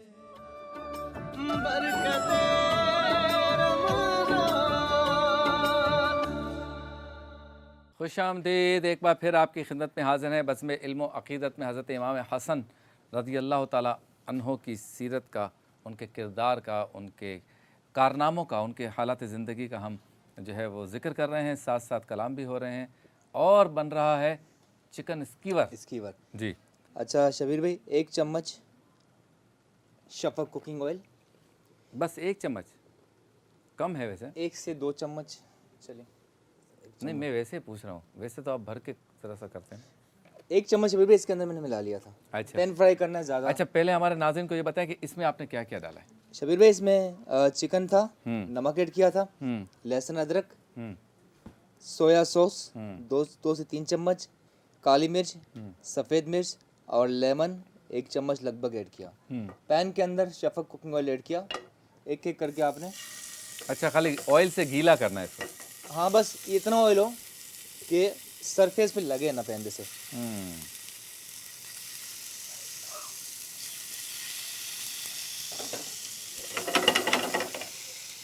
वाह वाह वाह वाह। जैसे कलर आता जाएगा टर्न ओवर करना है। अच्छा, स्कीवर लगा रखने की वजह यह है कि इसको आप घुमा फिरा सकें, हाँ ये मूव करने में आसानी हो। जी सर। दूसरा ये कि सर शबीर भाई इसकी प्रेजेंटेशन अलग हो जाएगी, खाने में बहुत आसान है। हाँ हाँ हाँ, इसकी में उठाया और इसे खा लिया खा आपने। लिया। देखें, ये लकड़ी जो है स्कीवर हो या गोले गंडे की हो, हाँ कभी कभी कितना काम करती है। बिल्कुल। अब तो वो दावतों में स्वीट पड़ी होती है ना, वो भी हजरत उससे उठाते हैं, हाँ अच्छा स्कीवर से। आलू भी छोटे उठ जाते हैं। हाँ बड़ा ये लकड़ी काम की है। असल में डंडे के बगैर तो पाकिस्तान चल ही नहीं रहा। जब तक आप किसी को डंडे के जोर पर कोई काम ना करवाएं, सीधे तरीके से काम ही नहीं करते यार, काम नहीं करते। हैं। सही बात है। अब चिकन को ही देख लें आप, हाँ वो कह रहा है ठीक है चिकन, मोहतरमा चिकन साहिबा, मुर्गी साहिबा, वो फरमाती हैं कि आप चलो डंडा नहीं, छोटी सी डंडी से ही काम चला। बोला मैं नातवा कमज़ोर, मुझ पर रहम फरमाइए। क्या बात है। अच्छा, टमाटर डालने की क्या वजह है? अच्छा इसका ये टेस्ट आता है? टेस्ट इसका बहुत मज़े का आता है। अच्छा। मैंने देखा है जब 5 स्टार होटल में जो गेस्ट आते थे हमारे, ईरानी गेस्ट भी होते थे, अरब भी होते थे, वो इस तरह टमाटर दुनिया भर में इस तरह खाया जाता है और मज़े का भी लगता है। वेस्ट में फ्रेंच कुजीन में, इटालियन में वो लोग ग्रिल्ड वेजिटेबल रखते हैं, अच्छा, ऐसे ही वो फोक से खाते हैं और क्या सेहत बात। के लिए भी अच्छा है। तो साथ साथ वेजिटेबल के टुकड़े खाते रहते हैं।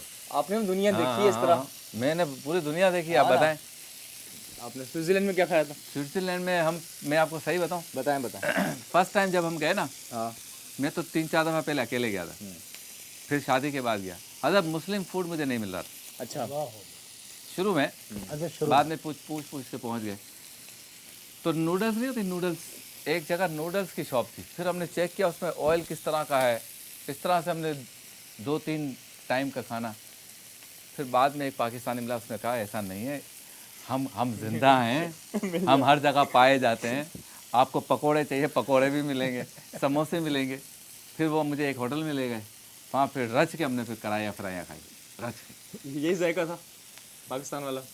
ये वाला जो पाकिस्तान वाला जायका है ना, पाकिस्तान के अलावा अगर दुनिया में मुझे कहीं मिला, और बाज़ डिशें पाकिस्तानी डिशें पाकिस्तान से ज़्यादा जायके वाली मिली, तो वो दुबई में मिली। अच्छा। दूसरे नंबर पे लंदन में हाँ आपको सारा पाकिस्तानी खाना मिलेगा, ज़बरदस्त। फ्रांस में मिलेगा, जर्मनी में मिलेगा, अब तो हर जगह है। मैं एथेंस गया था, यूनान बहुत सुना था, हर जगह यूनानी अल्फाज, यूनानी। उनका चलो यूनानी चलते हैं। तो एथेंस उसका शहर है। कुछ ने कहा कि जब पूरा यूरोप घूम के आप एथेंस जाएंगे ना, तो वो निस्बतन थोड़ा सा गंदा है, निस्बतन। सही सही। पाकिस्तान से तो कराची, लाहौर वगैरह से तो खैर बहुत ही अच्छा है, लेकिन निस्बतन जब आप पेरिस से निकलेंगे, जब आप हॉलैंड के एम्स्टर्डम शहर से निकलेंगे, तो फिर आपको एथेंस थोड़ा सा गंदा लगेगा। अब वो होटल मुझे जिस दोस्त ने रिकमेंड की थी ना, वो होटल एथेंस का इलाका है, समझ लो मूसालैन, लियारी, खारादर, इस तरह का इलाका था। जैसे ही मैं गया, सामने से एक कुत्ते ने भौंका। मैंने कहा ले भाई, ये टेस्ट आया। 15 दिन हो गए, आवाज़ ही नहीं सुनी थी। ये मशहूर कुन आवाज़ कानों में रस गोल ही नहीं रही थी। तो एथियस में उसने रस गोला, लेकिन उसने क्या रस गोला, फिर लगी भूख। गालिब के मुताबिक जब भूख लगती है तो बंदा सब कुछ भूल जाता है। अब मैं किसी पाकिस्तानी को ढूंढूं, इसमें एक पाकिस्तानी मिला। बोला आप कितने खुशकिस्मत है। मैंने कहा क्यों? बोला आप जिस होटल और जिस इलाके में, इसके बराबर में पाकिस्तानी रेस्टोरेंट है। क्या बात। जब वो मुझे पैदल पैदल ले गया तो वहाँ उमर शरीफ साहब का ड्रामा चल रहा था। इतनी खुशी हुई है, सारे पाकिस्तानी बैठे थे यूँ करके देखा। और ऐसे में वो मेरे लिए वो नहीं होते चिकन कटलेट्स वगैरह, वो टेबल पे लाया, साथ रायता वायता। तो पाकिस्तानी खाने मिल हर जगह जाते। अच्छे खाने मिलेंगे फ्रांस में या दुबई में, लंदन में, अमेरिका में आपको अच्छे खाने मिलेंगे। लंदन में और दुबई में तो बहुत ही अच्छे, माशाल्लाह। क्या बात, क्या बात। अच्छा, अगर आपकी इजाज़त हो, अगर क्या तो बात। कोई अल्लाह के वली का तस्करा कर लूँ। अब इसको इसे डालो। हाँ, ये डाल। चलते हैं उस सेगमेंट की जानिब जिसमें हम जिक्र करते हैं रोज़ाना अल्लाह के एक नेक बंदे का। सेगमेंट का नाम है अल्लाह के वली। अपने दामन शफात में छुपाए रखना। आज हम जिक्र करेंगे हज़रत मुसअब बिन उमैर दारी रदी अल्लाह ताला अन्हु का, एक और जलीलुल क़द्र सहाबी रसूल और अल्लाह और उसके रसूल से मोहब्बत करने वाले। खासियत नंबर 1, खूबी नंबर 1 जो कि सब में पाई जाती। इनकी खुसूसियत में से एक खुसूसियत ये थी कि ये जब भी आपको रोज़मर्रा के कामकाज से फारिग नज़र आएंगे तो कुरान की तिलावत कर रहे होंगे। इतनी कुरान की तिलावत। लोग कहते हैं कि जब भी हमने देखा ना किसी काम में बिज़ी नहीं है, जिहाद में, पढ़ाने में, पढ़ने में, तो कुरान की तिलावत कर रहा है। दूसरा है कि जंग ओहद में भी शरीक हुए। सबसे पहले कहा जाता है कि जब बहुत ज़्यादा प्रेशर था इस्लाम पर, तो सबसे पहले सरकार दो आलम सल्लल्लाहु अलैहि वसल्लम के बाद जिसने बहुत ज़्यादा या जिन्होंने बहुत ज़्यादा दावत दी लोगों को दीन की तरफ आने के लिए, इस्लाम की तरफ, उसमें एक ये थे हज़रत मुसअब बिन उमैर। दूसरा है कि परहेज़गारों के सरदार का लक़ब भी इन्हें दिया गया है। परहेज़गार बनना मुश्किल है, सही बात।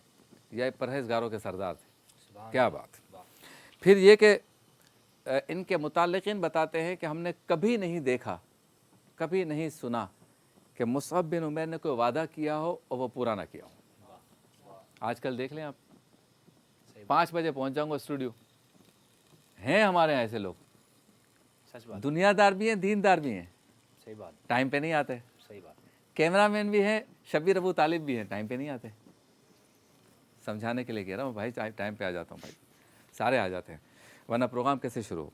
तो दूसरा ये कि सबसे अहम बातों में से एक बात ये थी हज़रत मुसअब बिन उमैर की, देखिए जो करीब होता है ना वो सारी चीज़ें देखता है, चलते कैसे हैं, बैठते कैसे। जो उनके करीब तरीन लोग हैं वो ये बताते हैं हमने कभी उनमें बनावट नहीं देखी।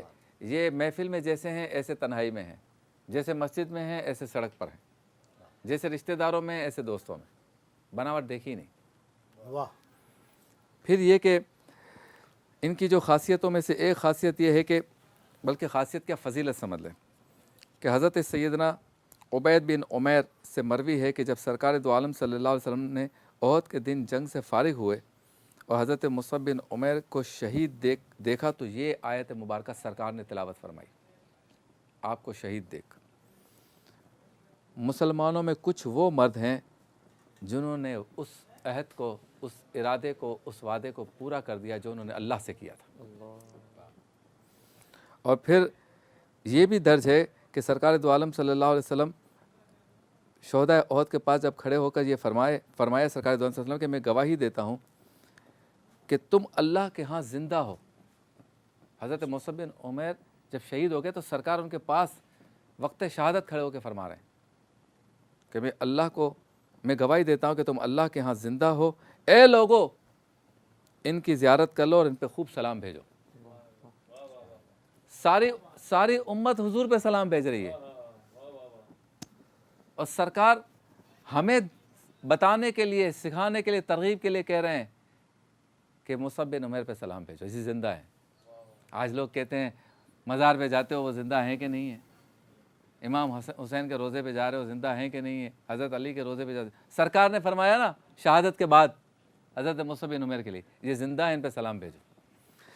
अल्लाह फिर फरमाया, उस ज़ात की कसम जिसके कब्ज़ा कुदरत में मेरी जान है, क़यामत तक जो भी मुसअब बिन उमैर पे सलाम भेजेगा ये उसका जवाब देंगे। है ना हमारा अक़ीदा सच्चा? क्या कहेंगे हज़रत मदनी रज़ा साहब? मैं गुस्से में आ रहा था लेकिन मैंने अपने आप को कंट्रोल कर लिया। हमारा जो एक नज़रिया है औलिया कराम से मुताल्लिक़ या बुज़ुर्गान दीन से मुताल्लिक़, ये कोई ऐसा अकीदा नहीं है कि जो हवाई अकीदा हो, बल्कि दलाइल से साबित है। दूसरा, हज़रत मुसअब बिन उमैर का ये जो मकाम व मर्तबा है, ये मकाम व मर्तबा जो मिलता है ना, तो उसके ज़ाहिरी कुछ असबाब हमें नज़र आते हैं। हज़रत मुसअब बिन उमैर रज़ियल्लाहु ताला अन्हु वो सहाबी थे कि जो इस्लाम में दाखिल होने से पहले बड़े मालदार थे, और आपके मुताल्लिक़ आता है कि बेश कीमत लिबास पहना करते थे, इंतहाई हसीन व जमील थे, और अपने ख़ानदान में लाडला होता है ना जैसे, तो ये अपने ख़ानदान में सबके महबूब थे। जी जी। लेकिन जब आप इस्लाम में दाखिल हुए, तो इस्लाम में दाखिल होने के बाद जब आपके इत्तला जो है, आपके इस्लाम लाने की इत्तला आपके ख़ानदान वालों को पहुंची, तो सब आपके मुखालिफ हो गए और आपको कैद में डाल दिया गया। अच्छा। और अब आप ज़रा गौर करें कि वो कैद की सोबतें इतनी सख्त थीं कि उसके बाद आपको जो है वो हबशा की तरफ हिजरत करना पड़ी, यानी इतनी सख्त आपके ऊपर तकालीफ और अजियत आई। तो ये इस्लाम जो हम तक पहुंचा है, ये ऐसे नहीं पहुंचा, इसके लिए बड़ी बड़ी कुर्बानियाँ दी गई हैं। और हमने चूँकि इसके लिए कुर्बानी नहीं दी, तो हम इस्लामी तालीमात की, इस्लामी अक़दार की वो कदर नहीं करते। हमारे नज़दीक उसकी वो अहमियत बाज़ औक़ात नहीं होती कि जो इन सहाबा के नज़दीक हमारी नज़र आती है। इसीलिए इस्लाम की जो कुर्बानियाँ हैं, जो इस्लाम ने के लिए कुर्बानियाँ दी गई, उसकी कदर करें और इस्लाम को अपनी ज़िंदगी में नाफिज करें। बहुत खूब जी। हज़रत बरकत। सैयदना मुसअब बिन उमैर रज़ियल्लाहु ताला वाले से जो आपने कहा कि ये सैयदुश्शुहदा की कब्र में मदफून है, अच्छा, ग़ज़वा उहद में वाह शहीद हुए। वाह। क़िबला आप अंदाज़ा लगाएं, 4000 दिरहम का लिबास पहनते थे ज़माने जाहिलियत में, अल्लाह, हसीन और जमील, खुशबुएं लगाते थे। हाँ, लेकिन जब इस्लाम कबूल किया तो सब कुछ इस्लाम पे लौटा दिया। क्या बात। और जब शहीद हुए तो फरमाया कि यह आलम था कि कफन भी नसीब नहीं हुआ पूरा। अल्लाह। कि हुजूर की बारगाह में अर्ज़ किया, रसूलुल्लाह सैयदुश्शुहदा मुसअब बिन उमैर, कफन नहीं है, सर ढांकते हैं तो पैर खुल जाते हैं, पैर ढांकते हैं तो सर खुल जाता है। अल्लाह। हुजूर ये सुनकर रो पड़े। हुजूर ने फरमाया सर ढांक दो, पैर पर जो है असकर घास डाल दो। क्या बात है। मुलाकात होती है मुख्तसर से वक्फे के बाद।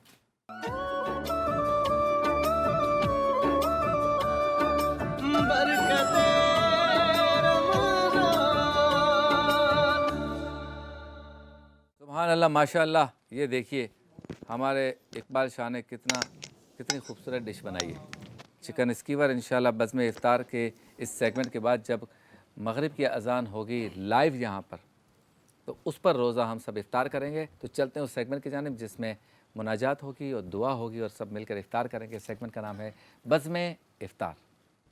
अपने दामान शफाअत में छुपाए रखना। सुभान अल्लाह, सुभान अल्लाह। कोई सलीका है आरज़ू का, न बंदगी मेरी बंदगी है, ये सब तुम्हारा करम है आका, ये सब तुम्हारा करम है आका, के बात अब तक बनी हुई है, ये सब तुम्हारा करम है आका। अता किया मुझे को दर्द उल्फत, कहाँ थी ये पुरखता की किस्मत, मैं इस करम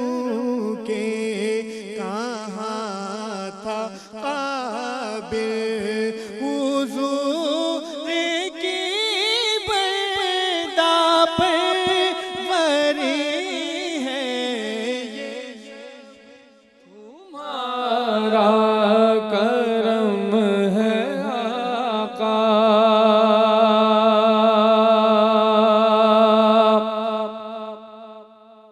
किसी का एहसान क्यों उठाए, किसी को हालात क्यों बताए,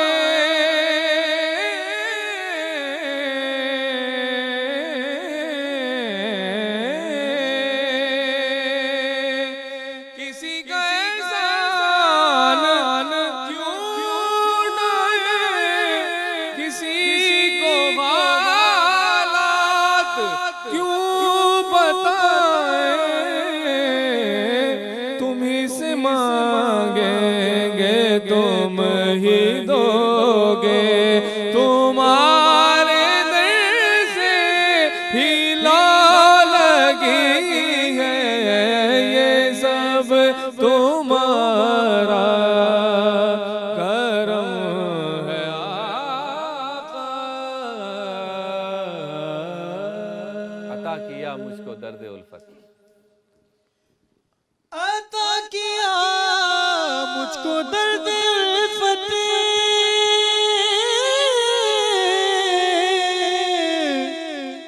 अता किया मुझको दर्द उल्फत, कहाँ थी ये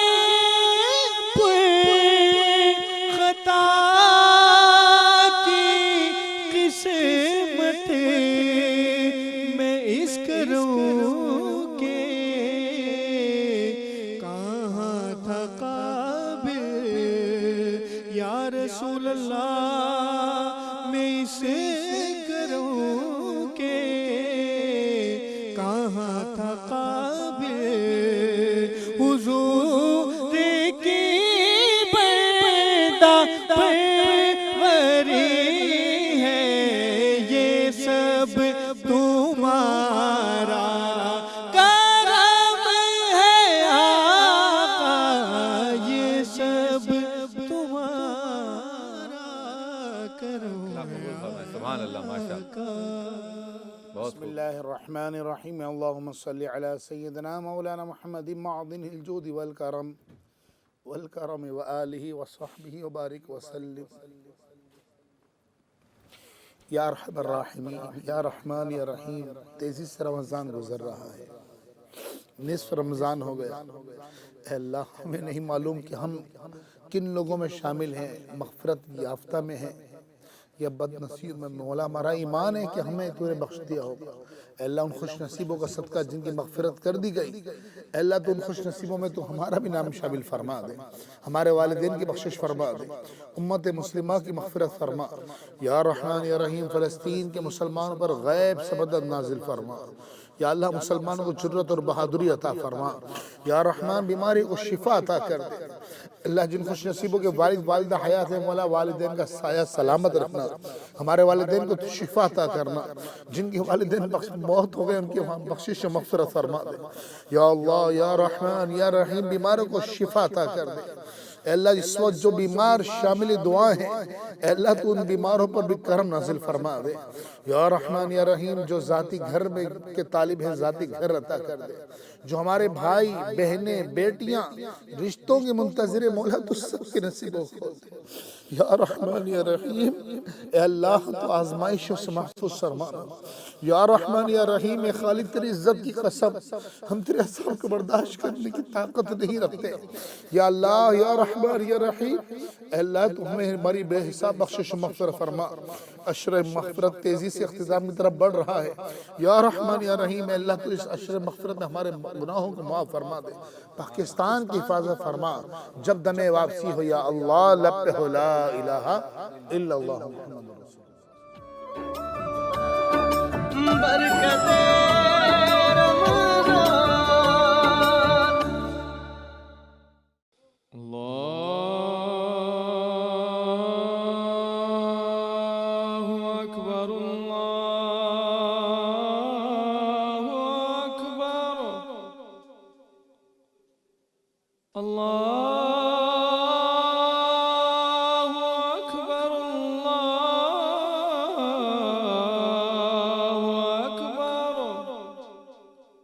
أشهد أن لا إله إلا الله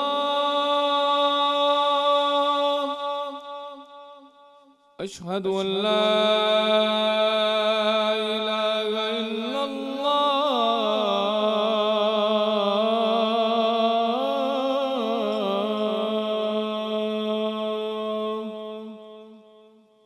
أشهد أن محمدا رسول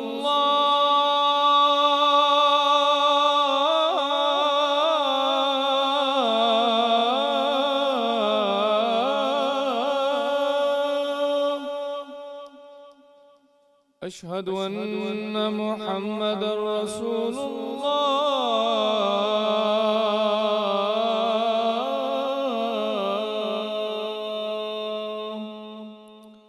حي على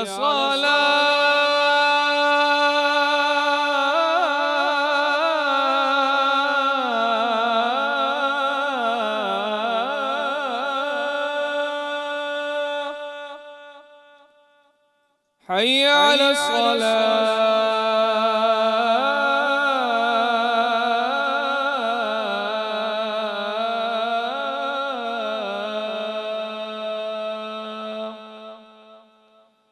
حي على الفلاح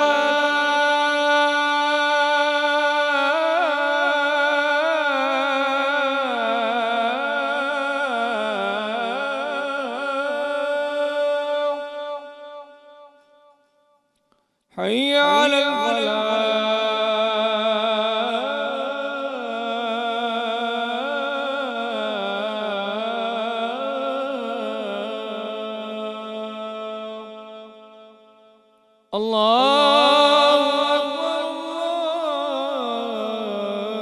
الله أكبر لا إله إلا